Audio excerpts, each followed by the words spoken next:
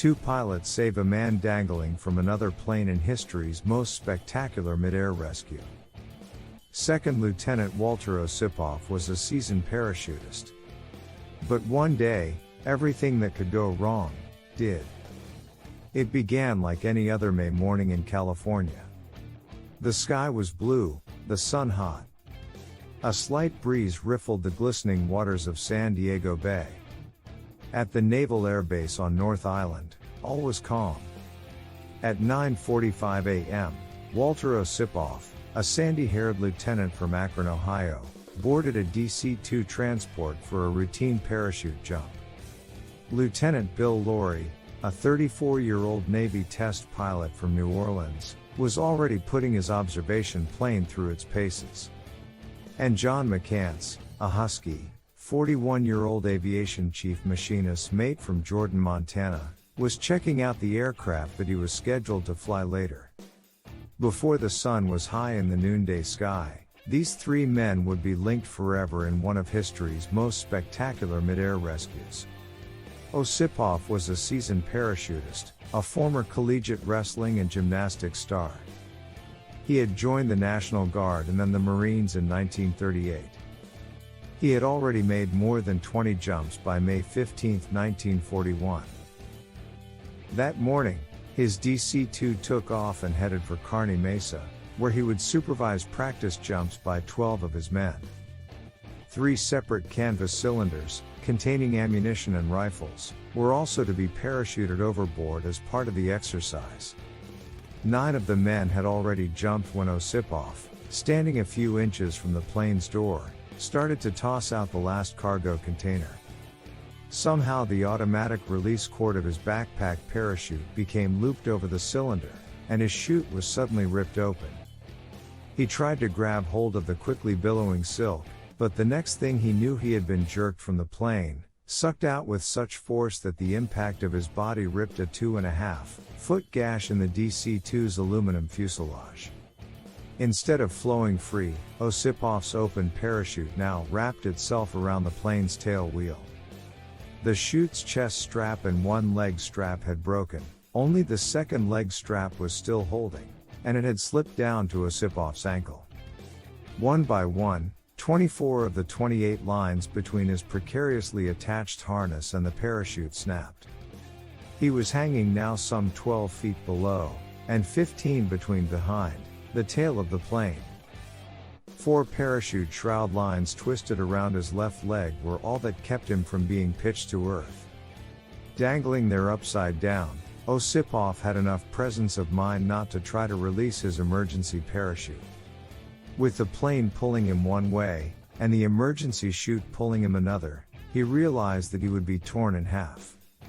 Conscious all the while, he knew that he was hanging by one leg, spinning and bouncing. And he was aware that his ribs hurt. He did not know then that 2 ribs and 3 vertebrae had been fractured. Inside the plane, the DC-2 crew struggled to pull Osipov to safety, but they could not reach him.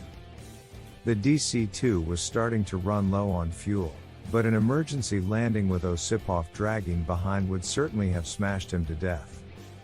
And pilot Harold Johnson had no radio contact with the ground.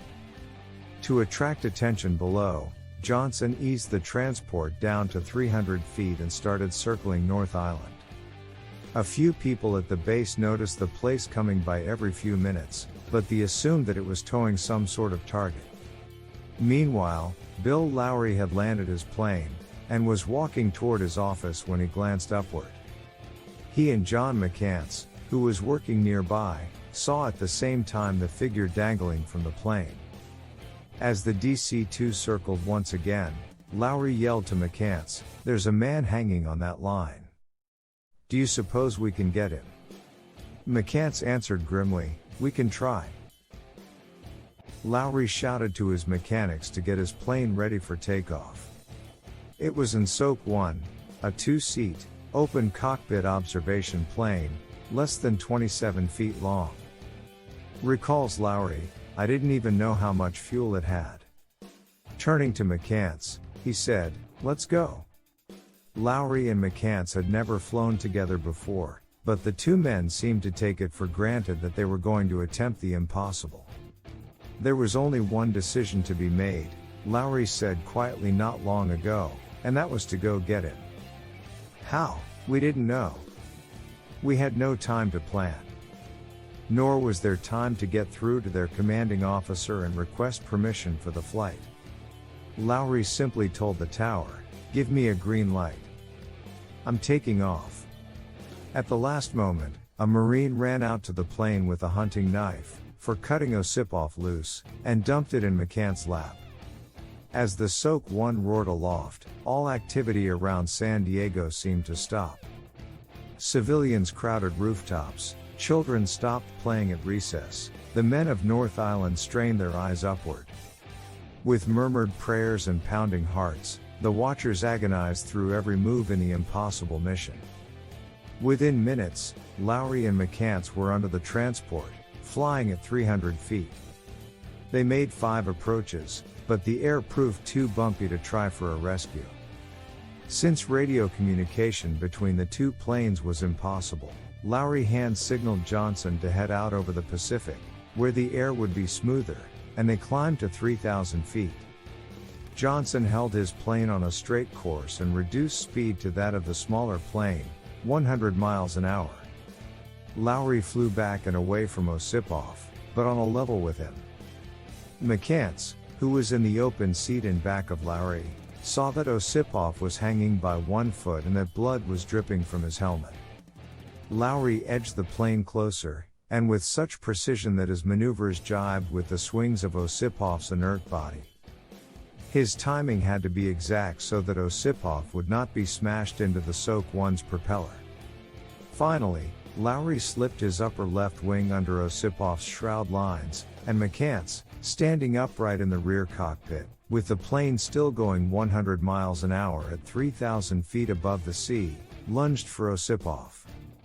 He grabbed him at the waist, and Osipov flung his arms around McCants' shoulders in a death grip. McCants pulled Osipov into the plane, but since it was only a 2-seater, the next problem was where to put him. As Lowry eased the Soak 1 forward to get some slack in the chute lines, McCants managed to stretch Osipov's body across the top of the fuselage, with Osipov's head in his lap. Since McCants was using both hands to hold Osipov in a vise, there was no way for him to cut the cords that still attached Osipov to the DC-2. Lowry then nosed his plane inch by inch closer to the transport and, with incredible precision, used his propeller to cut the shroud lines. After hanging for 33 minutes between life and death, Osipov was finally free. Lowry had flown so close to the transport that he'd nicked a 12-inch gash in its tail. But now the parachute, abruptly detached along with the shroud lines, drifted downward and wrapped itself around Lowry's rudder. That meant that Lowry had to fly the Soak 1 without being able to control it properly and with most of Osipov's body still on the outside. Yet, 5 minutes later, Lowry somehow managed to touch down at North Island, and the little plane rolled to a stop. Osipov finally lost consciousness, but not before he heard sailors applauding the landing.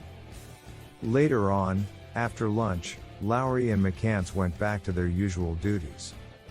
3 weeks later, both men were flown to Washington, where each received a Distinguished Flying Cross.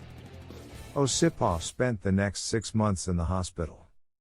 The following January, completely recovered, he went back to parachute jumping. The morning he was to make his first jump after the accident, he was cool and laconic, as usual. His friends, though, were nervous. One after another, they went up to reassure him. Each volunteered to jump first, so he could follow. Osipov grinned and shook his head. "The hell with that," he said as he fastened his parachute. "I know damn well I'm going to make it." And he did.